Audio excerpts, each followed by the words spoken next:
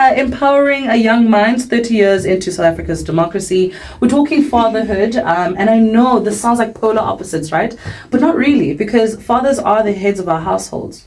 And we need to talk about their experiences, bridging that into the youth and where we are right now and where we can lead our youth. And even us as a youth, do we feel led currently in our country? So we're going to have a free-flowing conversation.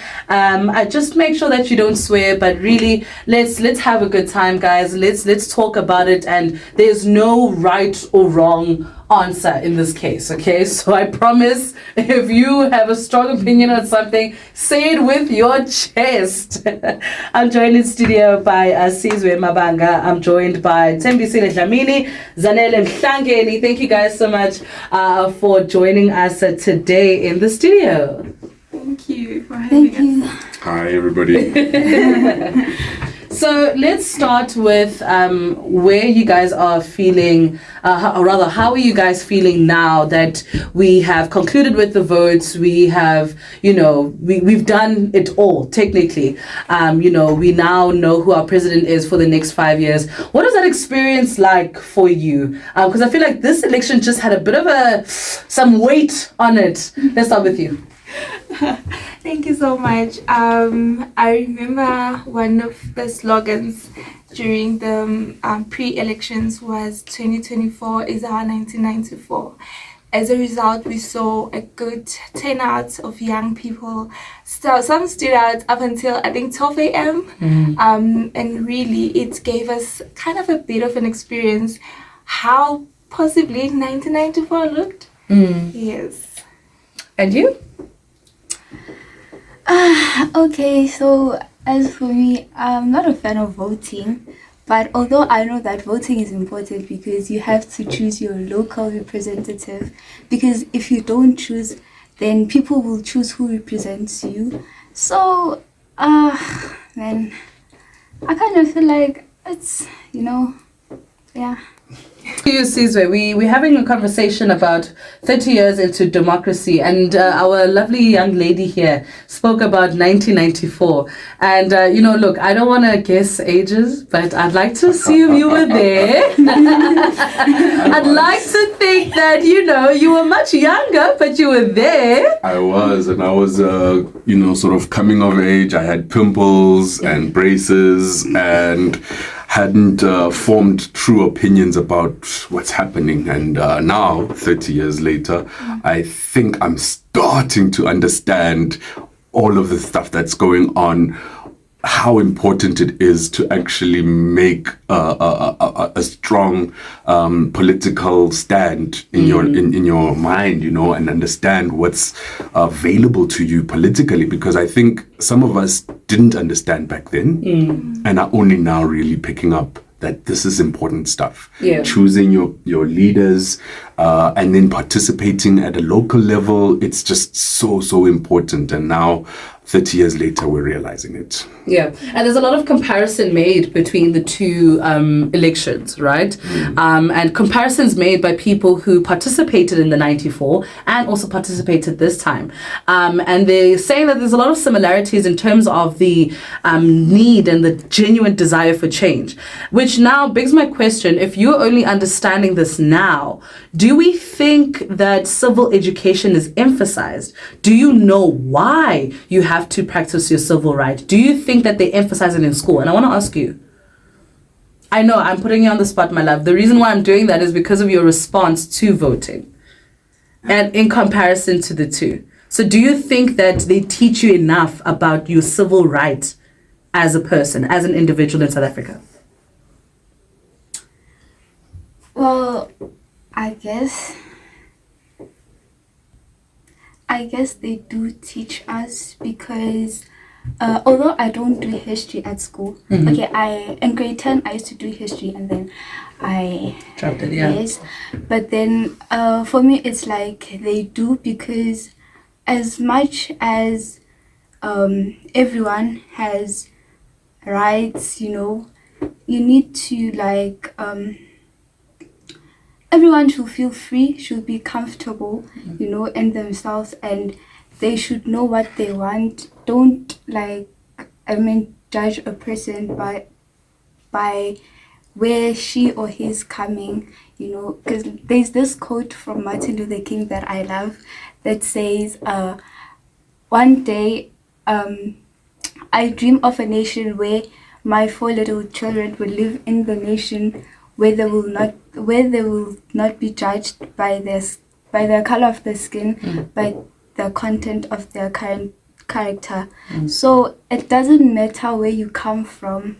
Yeah, what matters is who you are actually, yes, and what you stand for as a person. And are you guys happy with where we are as a country right now? Like, are you, as a young person, as a business person, as Sizwe, I'll come to you regarding that, are you happy about where the country is and where we're going? Is the picture clear about where we're going?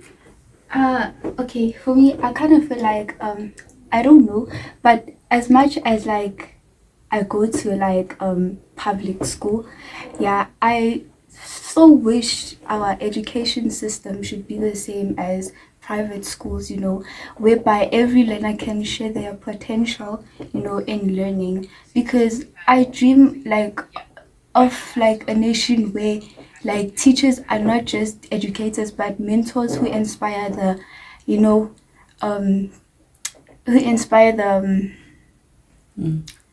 you know, how like, you know, kids must grow and how we must learn from them. Yeah, so yeah. And you? Well, with where we are as a country, especially after the national elections, I think we're headed in the right direction. I would support my statement based on what I saw from other people in other African countries, where they were like, South Africa is having elections. There's no police, there's no killing of each other, there's no, you know, everyone, it's sort of like had, South Africa was put on the spotlight, which means for us, you know, RSA is our DNA in the sense that we don't only win in sports, rugby and all other things, but we're also good in upholding our constitutional values. So with South Africa having the best constitution in the world, I think we are headed in the right direction because we have leaders who respect and uphold the constitutional values. Yes. I love hearing from a young person that you still believe that we have the best constitution in the world, because we actually do. Yes. And and I know that it is debated, oh my goodness, at length. Yes. Everyone's like, no, how do we have the best and it's like, no, listen, don't confuse implementation with text. Yes. Because the constitution is that girl. Is the girl she thinks she is. Small but so powerful. Exactly. See, so business person to business person, man.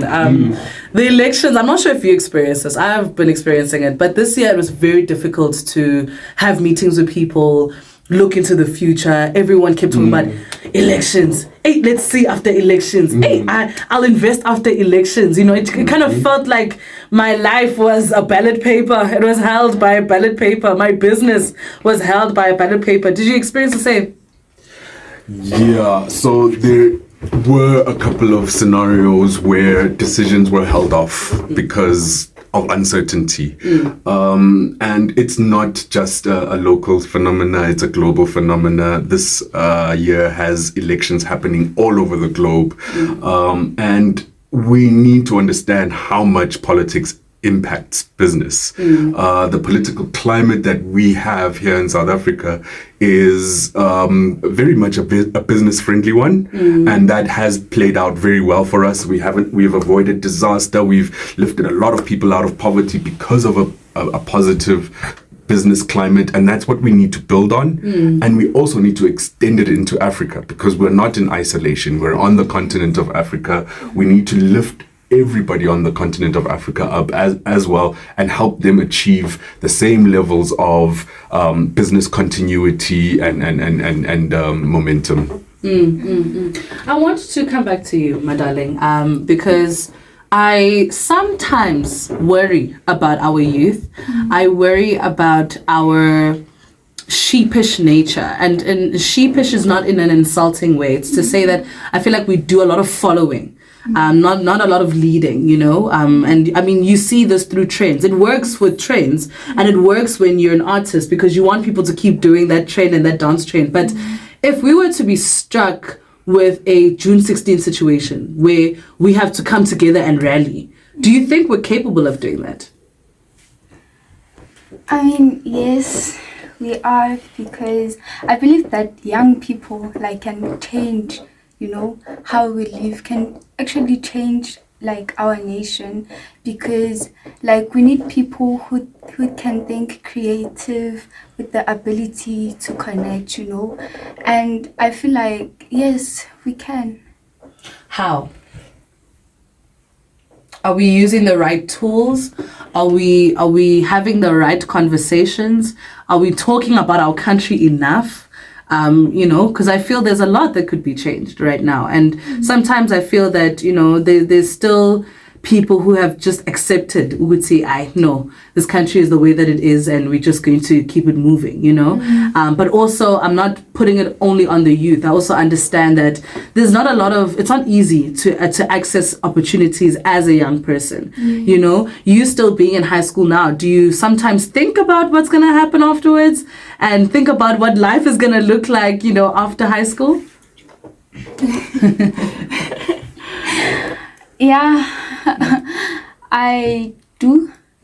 Yes, I do believe that maybe in the future there's going to be a change, yeah, where everyone can do anything that they want, anything that you feel like you want to do. Yeah, it also comes back to fighting for what you want, because as for me, I'm in high school, okay, fine. There's some things that I want to change. Although, I do want to be a leader, actually. Because even though my role model is not from South Africa, it's Martin Luther King. He's my role model because he believed in non-passive resistance. Other than Malcolm X, Stokely Carmichael, they could only obtain their freedom by fighting back. But Martin Luther did not believe in violence. So yeah, I feel like we can do it, if we can raise our voice, and share it with other people. Yes. I think another leader you might want to read up on, which I think you'll really enjoy, are some of the jazz artists that played a role in just maybe in the next few months, just spend time looking at how jazz artists contributed to the struggle, because Dr. Martin Luther King Jr., he did a lot of that. He used to use music and art and poetry to translate his messaging. So just even go back to the likes of now the names are leaving. Oh, obviously Hugh Masekela, but yes, Hot Sticks. He played a very big role. And then look at how the link between Angola and South Africa as well. You're going to realize that they used music a lot to give rhythm. So basically there used to be coded messages in jazz music that will tell you where MK soldiers are. So when I know, but these are the things that we don't know. And if you're talking about resistance, passive resistance, they did a lot of that through art. So look at the link between art and the struggle. You're gonna love that research. No problem. I wanna shift gears to you. The link between the generations, right? Yes, yeah. Where are we currently from your view? Do you like how we coexist? Do you like how we work together in Parliament? Do you think more can be done? What is your view on that? Thank you so much. So I think I really, really love the link between generations, specifically now that we just had the sitting of the National Assembly. We saw so many parties coming up with new young leaders who are in Parliament and also in the NCOP. And some of them I was really in university with, and I couldn't believe that their political career was going to lead them to Parliament. So I feel represented in the sense that it's not because I know their names, but it's because we have young people who will definitely influence policies and maybe somehow tackle the issue of unemployment, substance abuse, because they have been there. We know them. We've struggled with them. So I do love the link between the older generation and the younger one. You would hear the SG of the ANC, Fikile Mbalula, just casually talking about Esethu. And now you also go and look, who's Esethu Hasane? And then you look at even how the SG has led Esethu, empowered him to be the young person that, is I can say a role model to others, and also one who we know has access to older generation, which means one can really sit down with Esethu, because Esethu has sat down with the elders, therefore he's got wisdom, he's got knowledge.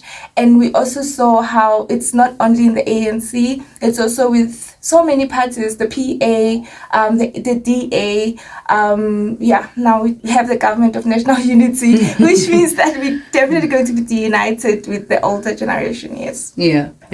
And Sizwe, is it easy to mentor us as young people? What are some of the things that you secretly have to roll your eyes at? No, to be honest, I must say, the next generation is also, so we're in tech, right? At Bilo Technologies, and we've also got a lot of internship programs where we bring young people in.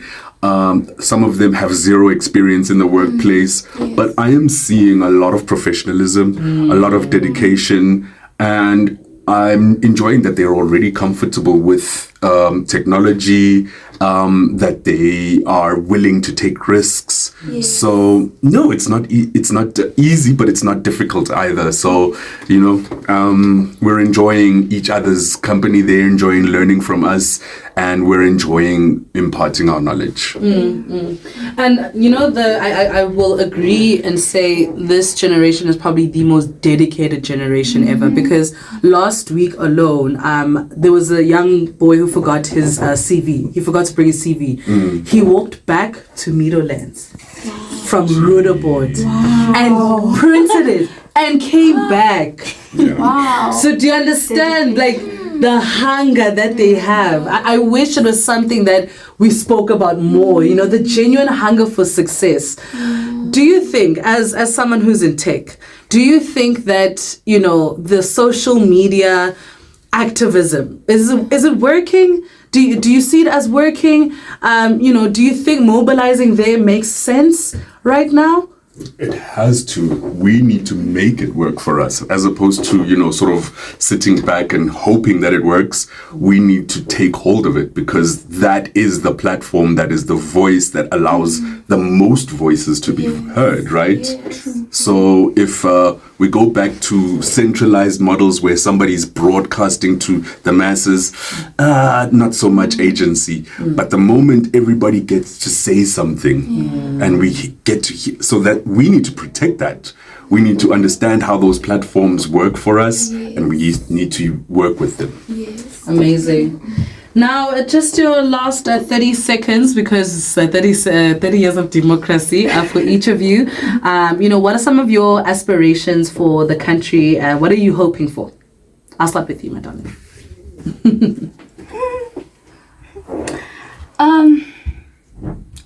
What am I hoping for? Okay. I'm hoping for better education. That's what I'm hoping for.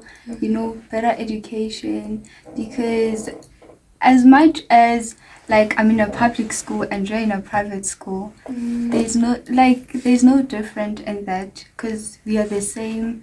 So education. And education is really the key to everything else. So trust I me. believe that education is also the key to everything that you're trying to achieve. As long as you can achieve it, your talents and everything. But for me, it's education. Yeah. Amazing. And you?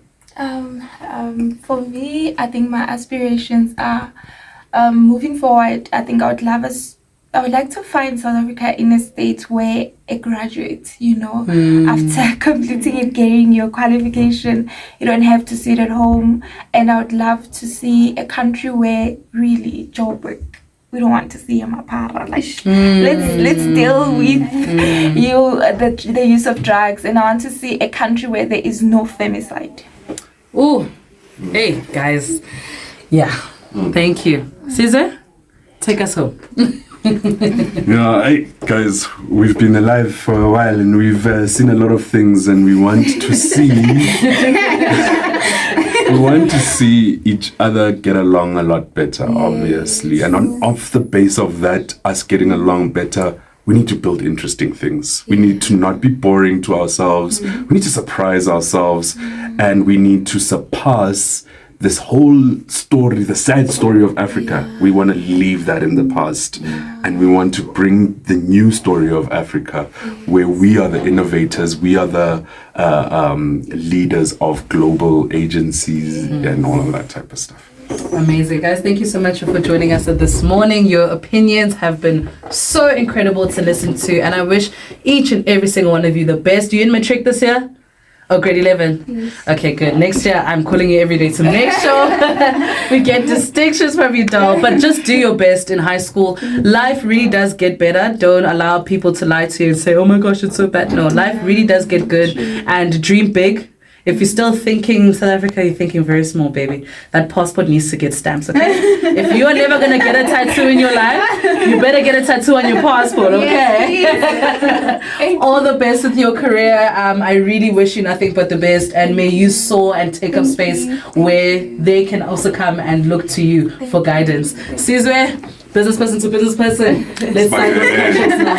Let's sign those contracts now. Thank you guys so much for joining us. If you know enough about our history, you know the role that fathers had to play. There are a lot of households that are fatherless because of the struggle. There are households that, you know, their fathers went away. They had to go into exile and just never came back. And I want us to kind of mend, maybe use this opportunity to mend the relationship and the perspective of father-son relationships, and also just the role of fathers in a young man's life. And I'm joined in studio by, I'm African, it's Bab Abekniko. There's no way I'm calling you by your first name, Baba. And we also joined in studio by Caleb as well. Thank you guys so much for joining us today. I want to start with you. Look, it is a very personal question, but what is your relationship with your father? I actually have a great relationship with my father. Amazing. So we don't speak usually, but when we do, it's good conversations, conversations that will help give me some wisdom, I would say. Mm. And what was your relationship with your father? My father passed away, but my relationship is that my father taught me how should I become a man and live longer, you see. So that's why he teach me actually to do respect. That's why she also taught me how to do things as a man when I grow up. As now, to my age now, I'm 63 years because of him, because I respect young and old. Yes, that's why my father taught me that you mustn't, undermine other people, look down to other people. That's why always when I say little one, I'm still equal to that little one, and that little one is equals to me. I am not more equal than that one because I'm old, That's what my father told me, that I must do respect. That's the most important. And what is the role of a father? We play around with the fathers are the head of the house, fathers are this, fathers are protectors. But you as a father, and also coming from your father as well, what is the role of a father in a household? The role is simple. It's just to look after the family. Yes, to make sure that my family is eating, young ones are going to school. You see, that's the only role that my... Caleb, I want to come to you on the role of a father from your perspective. We've seen a lot of changes in the past 10 years about what fathers are doing in households or the lack thereof. Some fathers have decided to really emotionally disconnect from the kids, and it's become a very financial thing. You know, it's kind of like I'll just give you money and you should be fine. You know, that shift. How do you think it has affected us, especially our generation, and how we relate to our fathers? So basically, I feel like it affected us, or maybe not me, but the other children, more like you emotionally detached. So even though you have all the money, it's like your father's never asking how you're doing. I feel like you're never going to feel the love, because as much as money, it takes money to raise a child, but it also takes love, patience, and all the emotional factors that will help a child grow. And do you think that has contributed to how we relate with one another as well? Most definitely. And how in this day and age, you can literally I can count the number of people I know who have good relations with their fathers. Like it's easier to find someone who doesn't have a relationship with their fathers. What do you think causes that, for people to just detach from that role of being a father? I would say trauma. Early childhood trauma. Maybe your dad wasn't around, and then you decided, everybody deserves a second chance, so they changed their mind. And maybe as a child, you just built that grief, you built that anger, and it probably just affected your relationship with your father. So I feel like that's maybe a big part of it. Mm-hmm. And now looking back, Baba, you are 63, you said. You look great at 63. Mm-hmm. I want us to speak about the struggle. Back then, you said that your father passed away. Yeah. And you've watched, 6 decades of South Africa. Yeah. This election versus the previous election, the 1994 election, were there similarities? Were there things that were similar between the two? And why do you think so? I don't see the similarity of these parties, you see, because actually, there's so many problems that are happening, you see. But the government of before, it was better than this one. Yes. And when you say before, do you mean post 94? Yeah. Yeah. Yeah. What do you think we have gotten right as the youth of today? Kind of looking back into the youth of 1976, what do you think our youth has done right? Especially looking at how we are being governed and how difficult it is to get a job. You go to school, people have their masters, but they're sitting at home. What do you think we're doing right? Because I'm glad you made the reference to the government. Yeah. The only thing, if our students can go to school and learn, and when they're through, they must get job. But the only thing at the moment, we don't have jobs. But what we can do, I don't know what we can do actually. But them, they're trying to learn to make sure that maybe they can grow up and develop our country. Since our country actually are not going up. Yeah. And what do you think the government needs to do? Because my worry is that young people are going to school, young people are getting that education, but if I have my master's in law, for example, and I'm sitting at home, what's the point? How does it make you feel as your generation watching young people go through things like this? Actually, it is painful if my kids are educated and having this and that, but not getting work. Actually, to me, I feel not. It is good because it means that our government is supposed to create jobs and everything so that our child, when they complete what they are doing, must go and work. But our kids now, they're staying with us at home. That's the painful thing that is happening.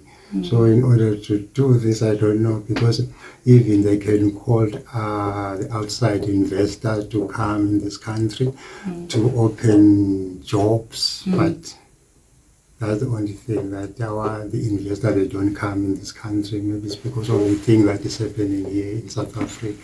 That's why we're going to lose a lot, actually. We're going to stay with our children at home, being not even themselves anything.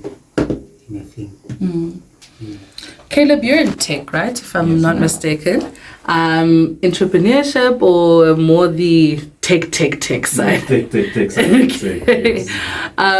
Accessing that opportunity, what was that experience like for you? Especially post-matric, was it difficult for you to maneuver that world, or did you just really have to network and make those type of connections with people? So actually, it wasn't that difficult, not gonna lie. Because we've got access to the internet. So I feel like, just having access to the internet, basically, that's all that I needed to find out. I mean, it took me some time, but at the end of the day, I was able to get what I wanted, and I got to where I am. And when you see your fellow counterparts struggling to get a job, how does that make you feel? Because it's scary sometimes when you release an advert for a job and then you have 500 people outside of your office and you're asking yourself, but this is an administrative job. And then when you look at people's CVs, that's what I had to deal with this week. I'm looking at people's CVs and they have masters and they're applying for a training program for 4,000 Rand. And I'm like, guys, you have a master's, it's frustrating because I'm like, how are you without work when you're so qualified? How does that make you feel? And especially in the space that you occupy, do you think, you're doing enough to create space for other young people to thrive? Yes, definitely. I think the company that I'm working for, they are definitely doing a lot to inspire and to empower the youth of South Africa. And back to your question, it really makes me feel sad, like you said, people are qualified, people are educated, but as an educated person, you are struggling to find a job. So, it breaks your spirit and why did you go study? Why did you do whatever you had to do? Because growing up, like Papa was saying here, is that, a father's role is to make sure that the child goes to school, and all your life you've been told you need to be educated. And once you have the education, and now what do you do with that? So, Impilo Tech is definitely helping with that. I wanted to ask Baba, do you think there's a link between the lack of fathers in our households and where the youth is currently, and the fact that we are all struggling to provide for ourselves because of the lack? Do you think there's a link between the two in terms of even where we are now 30 years later in democracy and we still feel like we're behind? Do you think the lack of present fathers in our homes, right now we're sitting with the statistic of 66% of homes are fatherless. That more than half of SA is fatherless. Do you think there's a link between the two? Actually, there is a link. Yes. And why do you think so? Do you think if our fathers were present, we wouldn't have to struggle as much as young people? I think there will be no struggle. Caleb, do you want to back him up there? I do think that there wouldn't be so much of a struggle, because like I said earlier, you will be there for your children emotionally, and you'll help guide and you'll help empower them. So I would say maybe having a fatherless home does definitely have a big effect on the children and the unemployment rate. So interestingly enough, I'm in the training industry, right? And we deal with a lot of qualifications.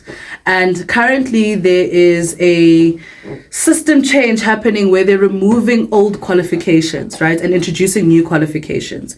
But that's something that people still don't know, right? And what do you think the Department of Higher Education can do with the current qualifications to kind of upskill people? Because even now, you're super deep in tech, right? Do you think universities have that level of tech education, and that equips them to get to almost where you are? I do think that the universities do help, but like you're saying, they're doing away with the old qualifications and with new. So, but that I would say is just to equip the people to stay with the time, to keep up with the time, to evolve with the the way the world is moving, so that everybody can just be updated all the time. So what you knew 10 years ago wouldn't be relevant today. So just to make sure that, okay, let's change what we're going to teach our people, our youth, so that they know what is relevant for today. You know, it's interesting to me that maybe you don't realize, but I think when you spoke about how it wasn't that difficult to get to where you are, you're so well equipped, you're so learned, right? And that's why I opened up by asking, is your father present? Yes. Because, and that's why I'm so glad that you backed it up by saying, no, there is a link between the two. Because I think if fathers were present, then, you know, people wouldn't struggle, young people wouldn't struggle, because you know that your father will give you the guidance, he will give you the tools and the support to get you there. And that's why sometimes it's important to ask those questions, because you indirectly spoke about you know, how a father's role got you to where you are. I mean, you spoke about your father saying you're going to live long, and here you are at 63. Do you know that the life expectancy of men in South Africa is 52? You've surpassed that by 11 years by listening to your father. Our last statements, we've got 2 minutes. Can I give you 30 seconds? What is the one thing that you hope for in South Africa in the next 30 years? For now, I hope for South Africa to get prosperity, actually, because there is no progress that I'm seeing now, because things are not going accordingly. Yes, when I say accordingly, it means that it doesn't go right, actually, because things that happened during apartheid regime still happen even now, because there is something that's not going right, but instead of fixing it, it's difficult to do that, to go forward. So prosperity. Yeah. Caleb, your parting shot? So mine, I would say, for everybody to just keep to their promises. Like you said, it's Father's Day today, and as a man, you're only as strong as your word. So if you can keep to your word, I'm definitely sure South Africa will definitely prosper. Incredible stuff. The best way to end the show. Happy Father's Day, happy Youth Day from me and Sakon Klang. It's been absolutely fantastic. Have a beautiful and blessed week ahead. Goodbye.